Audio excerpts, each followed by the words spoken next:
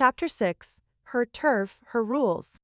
The neon sign outside Murphy's tavern flickered erratically, casting intermittent red light across the cracked sidewalk. Julian stood at the entrance, adjusting his cufflinks for the third time in as many minutes, acutely aware that his tailored charcoal suit made him look like he'd taken a wrong turn from a board meeting. "You coming in or just gonna stand there looking pretty?" Chloe appeared in the doorway, work apron already tied around her waist, amusement dancing in her eyes. "Fair warning, the AC's been broken for a week, so that fancy suit of yours is about to get intimate with some serious humidity." The interior of Murphy's was everything the Multnomah Whiskey Library wasn't: loud, chaotic, and unapologetically unpretentious.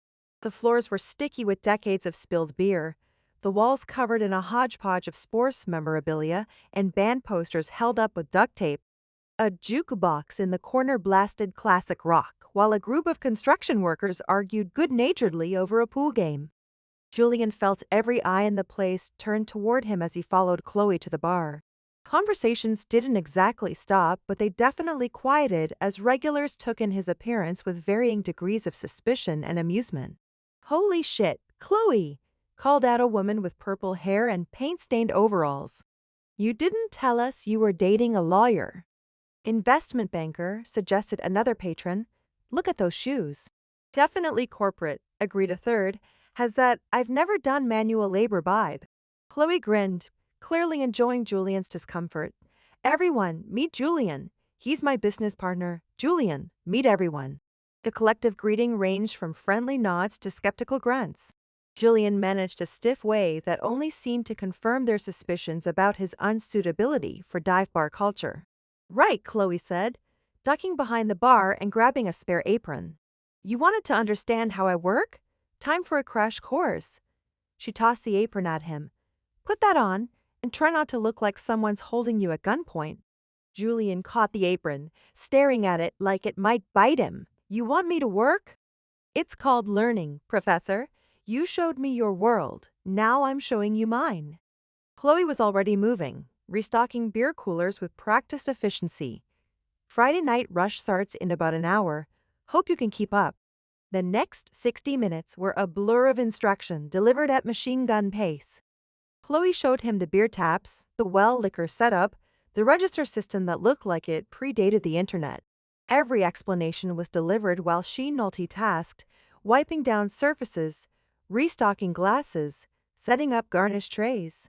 "Forget everything you know about precision pours," she said, demonstrating her technique with a bottle of whiskey.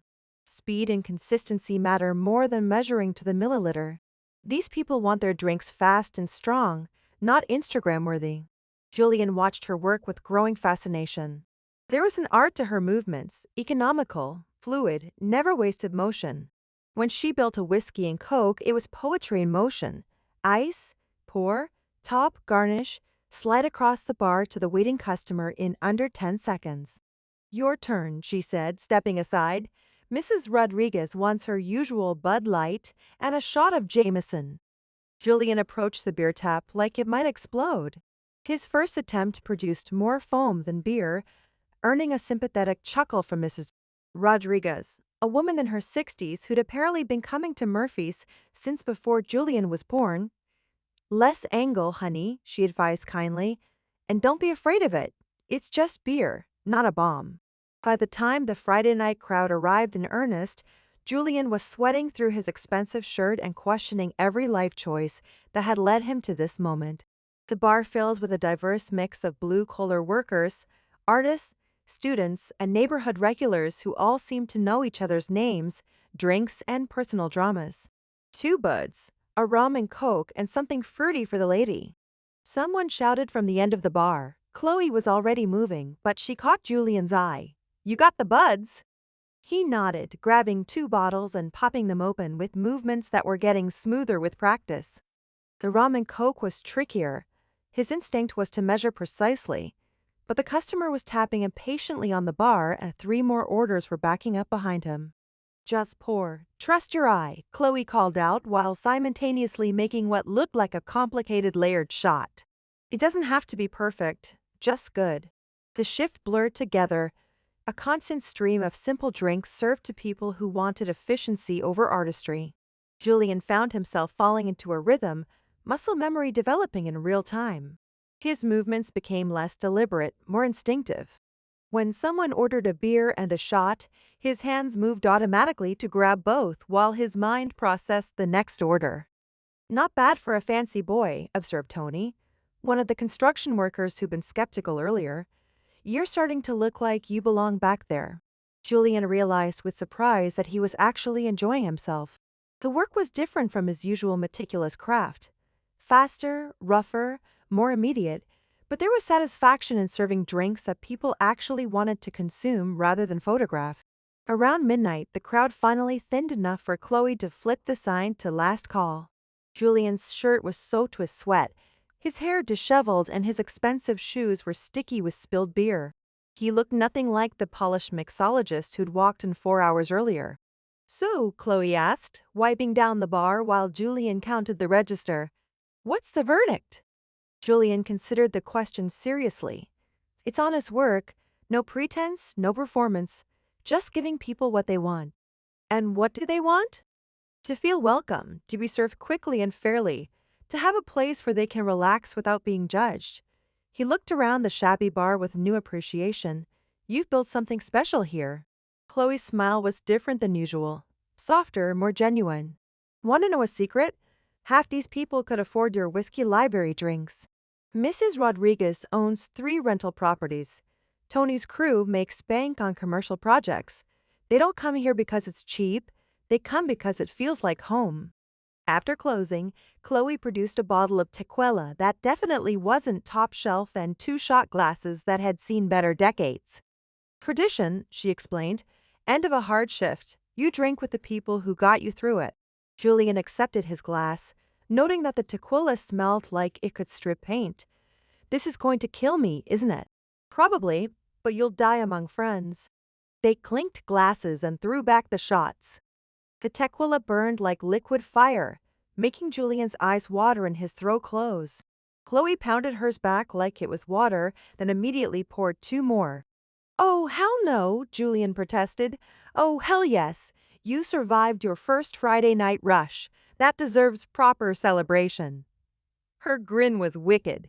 Besides, I want to see what you're like when you're not trying to be perfect all the time. The second shot went down easier. The third actually tasted almost good. By the fourth, Julian had loosened his tie and was telling Chloe stories about culinary school disasters while she laughed hard enough to snort. You set the kitchen on fire, she gasped. Twice same week they almost expelled me. Julian's usual precise diction was starting to blur around the edges. Turns out flambe requires more finesse than I possessed at 19. Chloe poured shot number 5, her own movements less steady than usual. My turn. First bartending job. I got so nervous I dropped an entire tray of drinks on a customer. Had to pay for dry cleaning and his drinks for the rest of the night. What did you do? Went home and cried. Then came back the next day and did better. She raised her glass. To doing better. To doing better, Julian agreed. Somewhere between shots 6 and 7. The space between them on the bar had shrunk to nothing. Julian's jacket was draped over a chair, his sleeves rolled up, his usually perfect hair falling across his forehead. Chloe had untied her apron and was sitting on the bar itself, her legs dangling, her cheeks flushed from alcohol and laughter. You know what your problem is, she said, pointing at him with slightly unsteady finger. I'm sure you're about to tell me. You think too much. Analyze everything to death instead of just experiencing it. She gestured around the empty bar. Tonight, you weren't thinking. You were just doing. And you were good at it. Julian looked at her sitting on his bar, because somewhere during the evening, he'd started thinking of Murphy's as partially his too, and felt something shift in his chest. She was right. For 4 hours. He'd stopped trying to prove himself and just worked. Just served people who wanted drinks, not demonstrations of his technical skill. You're right, he said simply. I usually am. Chloe's grin was smug and slightly unfocused. Question is, what are you going to do about it? Instead of answering, Julian stood up and moved to stand between her legs, his hands coming to rest on her thighs. The cheap tequila had burned away his usual restraint, leaving only want and the kind of liquid courage that made bad decisions seem brilliant. "I'm going to stop thinking," he said, and kissed her. This kiss was different from all the others. Messier, more desperate, flavored with cheap tequila and honest desire. Chloe's hands tangled in his hair, pulling him closer as her legs wrapped around his waist. The bar was sticky beneath her, the air thick with the smell of beer and possibility, and it was perfect in a way that Julian's pristine apartment never could be. When they broke apart, both breathing hard, Julian rested his forehead against hers. "Your place or mine?" Chloe asked, her voice husky. "Yours," he said without hesitation. "I want to see where you live when you're not performing for anyone." As they stumbled out of Murphy's into the humid Portland night, Julian realized that everything he thought he knew about bartending, about craft, about service, about what mattered, had been fundamentally challenged in the space of one evening. Chloe's world wasn't less than his. It was just different. And maybe, if he was very lucky and very careful, there was room in it for him too.